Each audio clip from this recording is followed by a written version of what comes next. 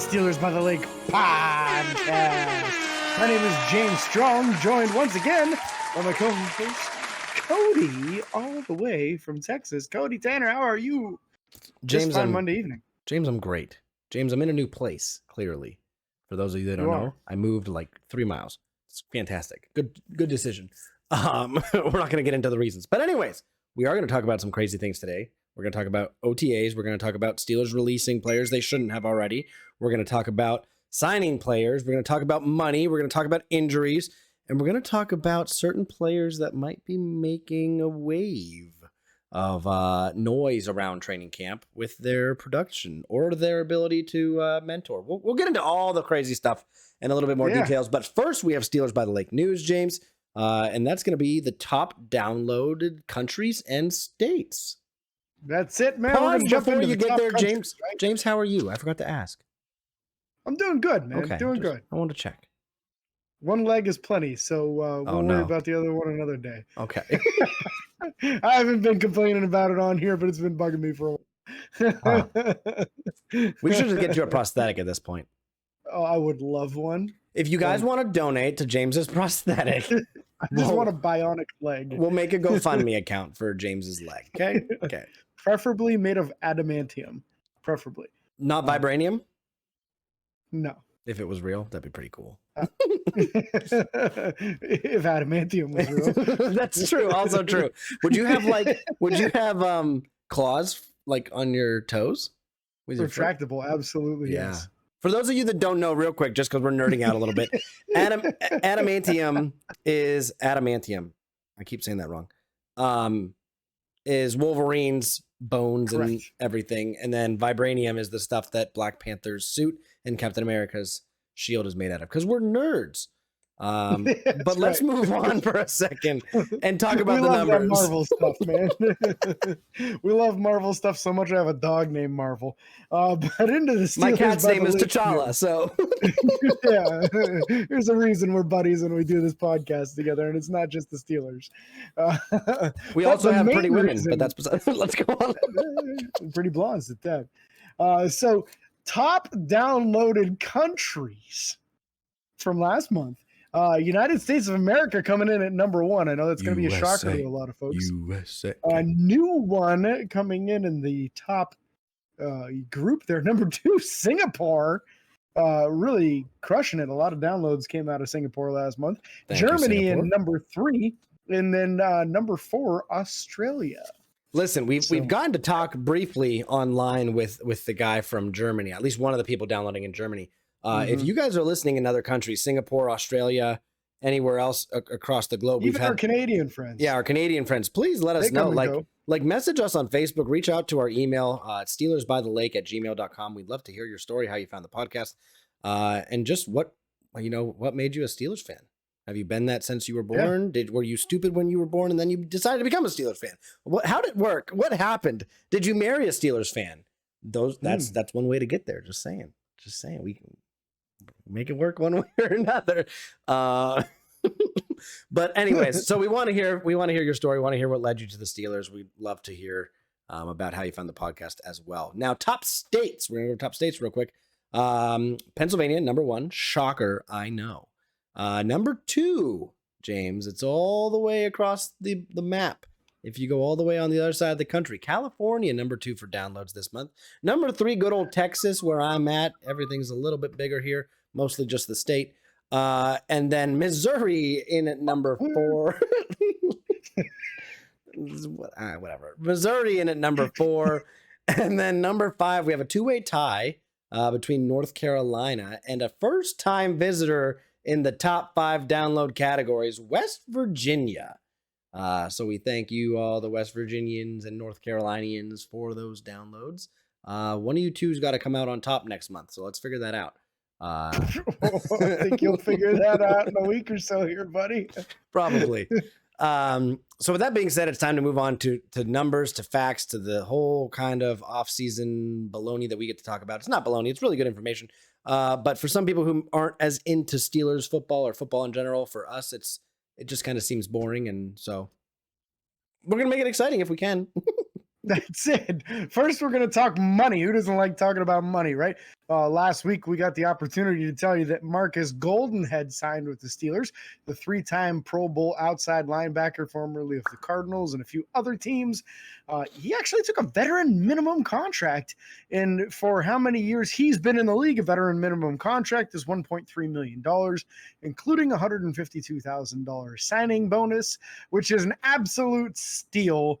The way he's been talking in all the interviews, he's absolutely loved Coach Tomlin since his recruiting process straight out of college. He actually had a dinner with him. You know how Coach Tomlin goes around and does dinners with the top prospects. He did a dinner with Marcus Golden back when he was coming out of the draft. He said he's kept in contact with him over the years, you know, said hi after games, talked the Pro Bowl, whatever, that kind of stuff, and always wanted to play for him. Now he got the opportunity and is really excited about this opportunity. A lot of the same things that we've been hearing from other guys, like Patrick Peterson, been wanting to come to play for Pittsburgh for years. Yep. Now Marcus Golden echoing the same thing. This is what I try to tell to people that really hate Mike Tomlin and just so quick to throw him under the bus and say that he's the reason we're not winning Super Bowls every year like I do in my franchise and all that baloney. Listen, Mike Tomlin is highly respected and highly coveted as a coach in the NFL. And we're getting some top talent at some pretty serious bargain prices because of it. Yeah. And even if you view it as what it is, like even if you want to look at it as the worst case scenario, it's a mentor. It's someone that can teach the younger guys different tricks of the trade.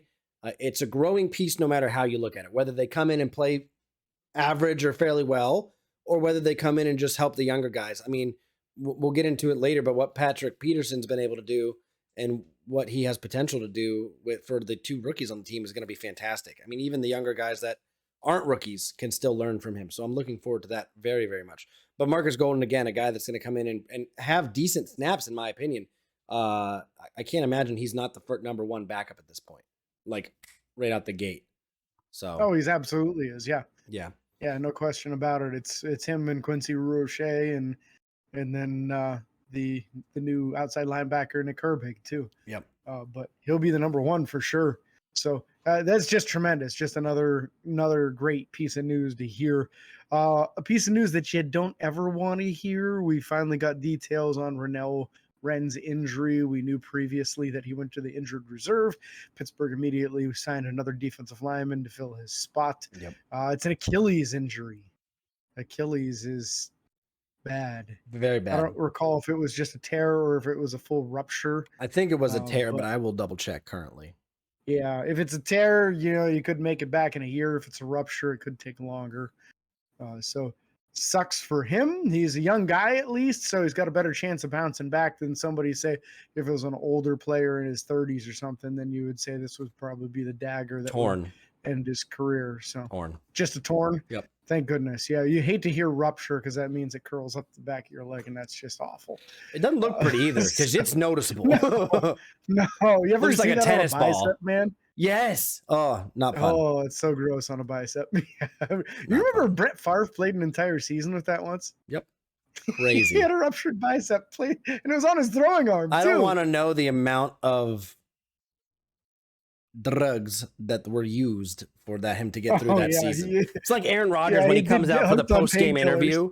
Aaron Rodgers all late, like his eyes were glazed over. Yeah, can't imagine.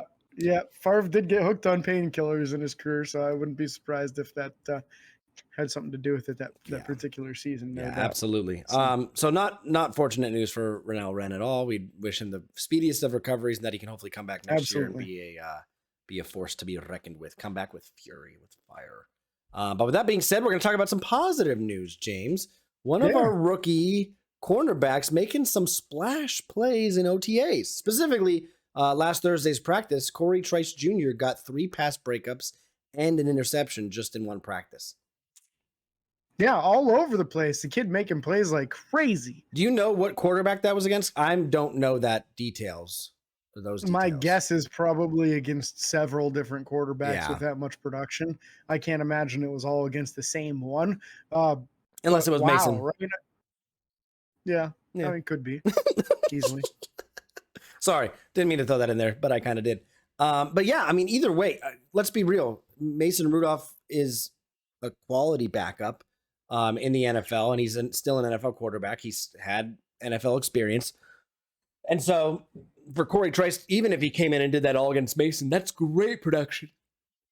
Yeah, absolutely. It's difficult to get that kind of production out of later round dudes. Usually your corners later on are struggling to even get on the field. So for somebody to be excelling this early in the offseason program really speaks a lot. You know, when you watch this tape, he looked the part, man.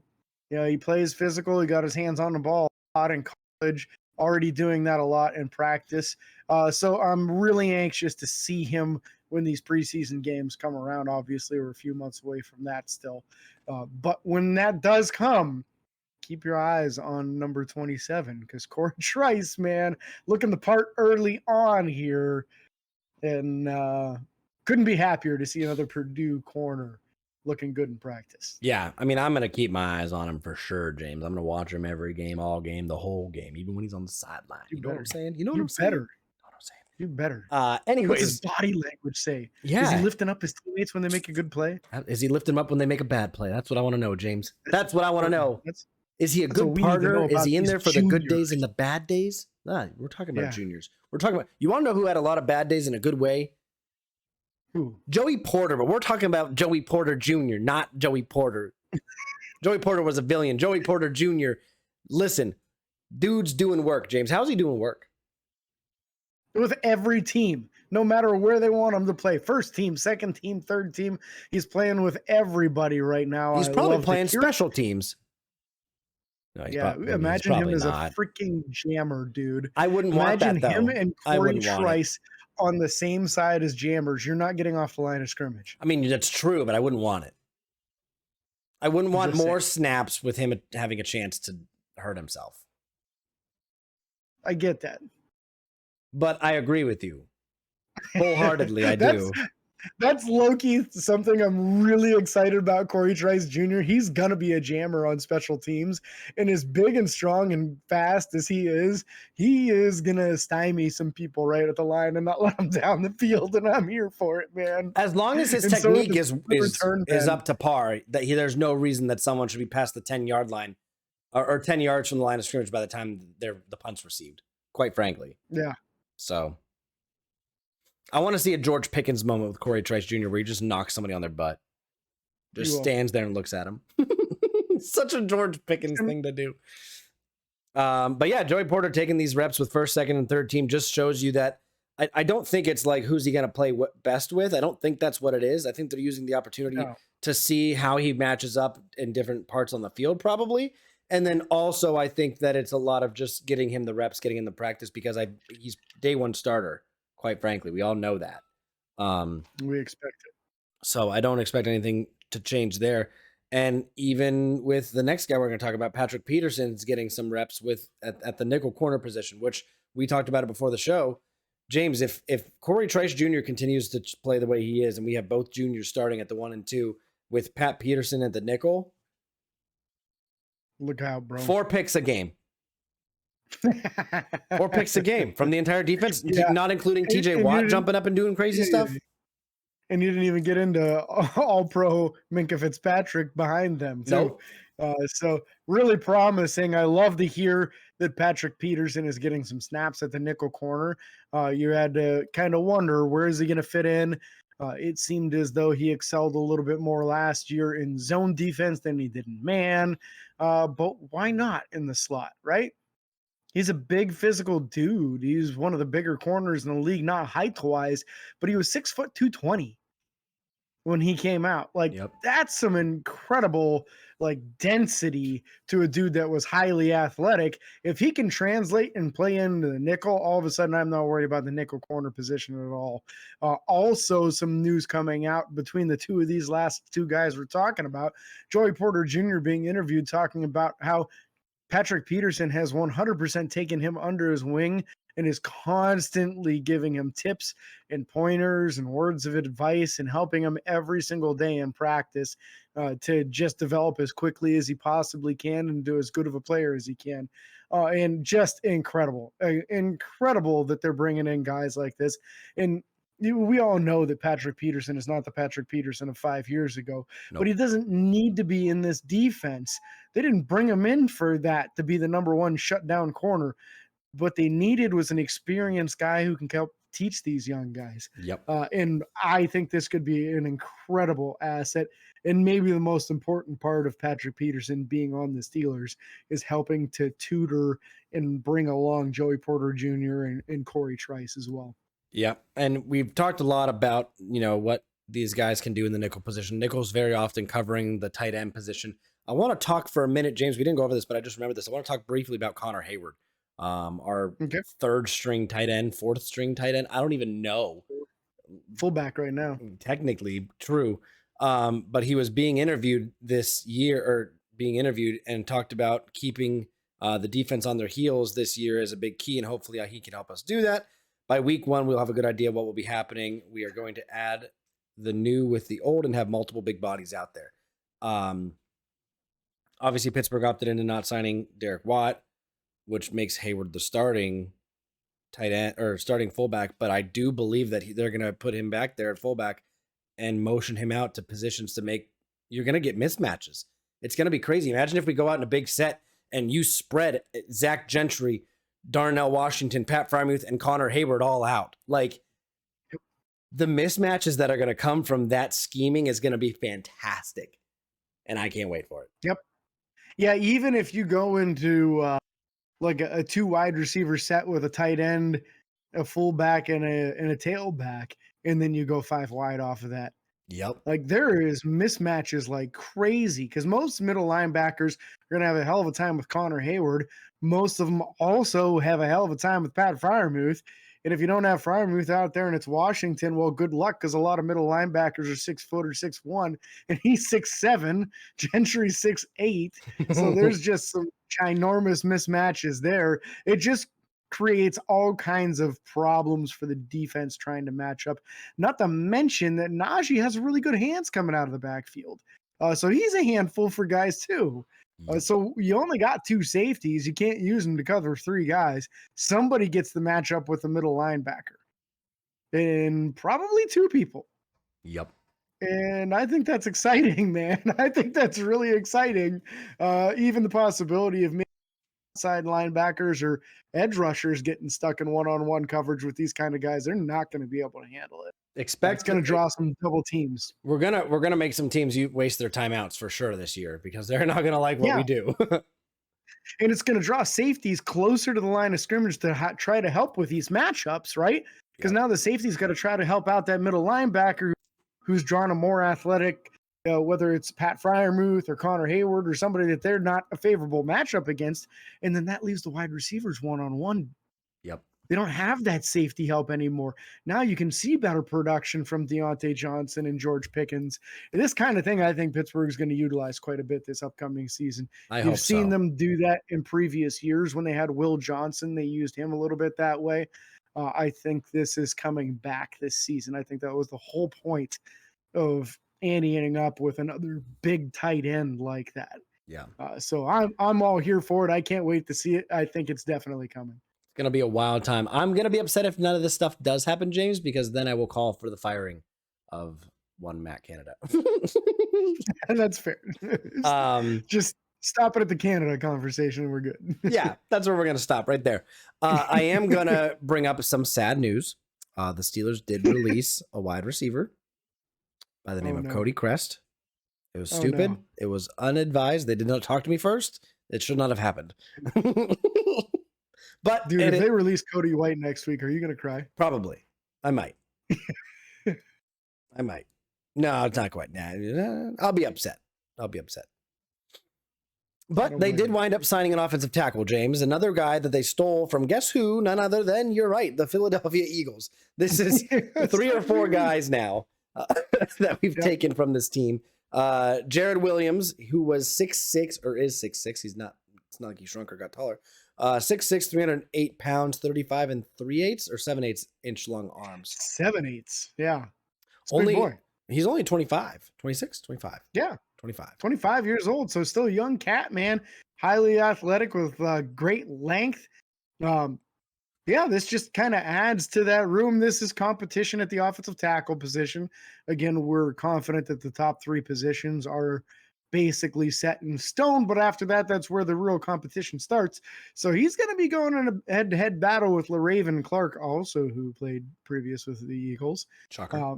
And these guys are going to get a chance to compete and see who the best man is. And probably, I mean, I imagine Pittsburgh typically keeps 4 offensive tackles going into the 53-man roster. So the kid's got a shot. Yeah. He's got a shot just because LaRaven Clark's been in the league for a while. I want to say he's like 29 years old or something. And he's not really going to progress past where he is. So if this kid can show anything even close to the same as what LaRaven Clark is, you got to put the edge to the younger guy and then hope that your offensive line coaches can coach him up and develop him into something. Absolutely. But you always, like we always talk about when it's NFL draft season, when we're talking about 7th round guys, you're looking for the lump of clay.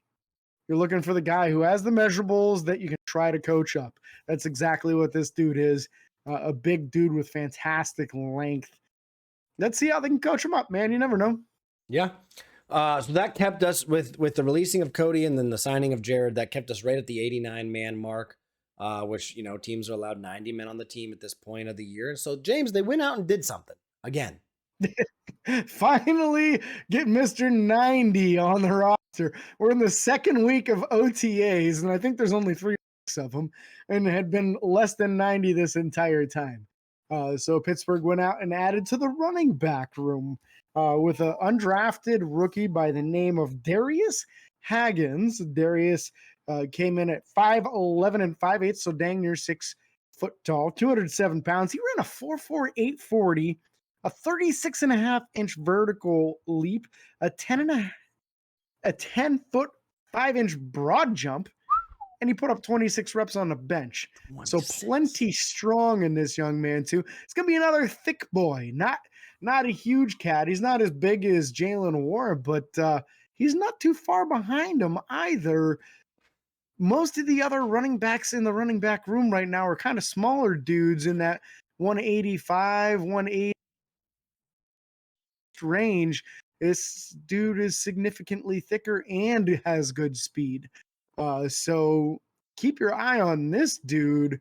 I wouldn't be surprised if he doesn't look too bad behind all these former Philadelphia Eagles offensive linemen. James, you're probably right, but I'm going to tell you what, it's going to be hard to keep my eyes on both him and Corey Trice Jr. It's going to be hard. They'll be on the field at different times. It's perfect. But I'm watching the other one on the sideline. I don't know what to do. Okay. Well, as soon as the snap, then you go back over to the running back. Okay, fair. All right, we'll get it. Quick. We'll get it figured out. My neck might hurt later, but we'll get it figured out. Your eye, though. What's happening during the play? You got to glance. You got to glance. You got to glance a little bit. Always. Every now and then. It's just like what's going on in the corner of your eye. Ooh, go for it. I was going to go somewhere totally different. Okay, offensive tackles. We've been talking about this offensive tackle side. There's some news on the offensive tackles way higher up the depth chart as well. 1st round pick Broderick Jones starting to get some snaps at the 1st team left tackle. And we're seeing some Dan Moore action over on the right side as well, just proving that his volunteer attitude of being willing to play wherever Pittsburgh wants him is paying off. He's getting the reps over there. I'm excited for this, man. I'm excited for this. I want to see the versatility out of Dan Moore. I'd love to see him compete with Chuks Okorafor and best man win at right tackle and Broderick start at left. I'd love to see it be a tough decision. Yeah. Yeah, I can't agree more. I think those tough decisions are what makes good teams great. When you make tough decisions, when you put guys in places to be successful. So we'll have to wait and see what Pittsburgh's going to do with all this, James. We're going to have to wait and see. Until they decide to hire us as like their team affiliated podcasters, and then we can just talk about it all day. Although we can't because then there's legal rights. Yeah. But we'll figure out ways. No, if we're hired by them, there's absolutely no restrictions. We're good. Well, then we'll talk about it. All right, Pittsburgh, this is your chance. Hire us. Let's make it happen. We're waiting. Anyways, that's going to wrap up today's show. Sorry, it was a little bit of a, just kind of little bits of information, all still really good news. We're really excited about what's happening on the offensive side and the defensive side of the ball. And the coaching staff. Coaching staff is, again, getting us, people complain about Tomlin, but Tomlin's rapport with players is bringing in quality talent that is going to potentially help us get another ring for the city of Pittsburgh. You know what they say? So this one's for the which one? City of Champions. Is this one for this finger? 7. Yeah, 7. This finger. It's the middle finger on the other 7. hand.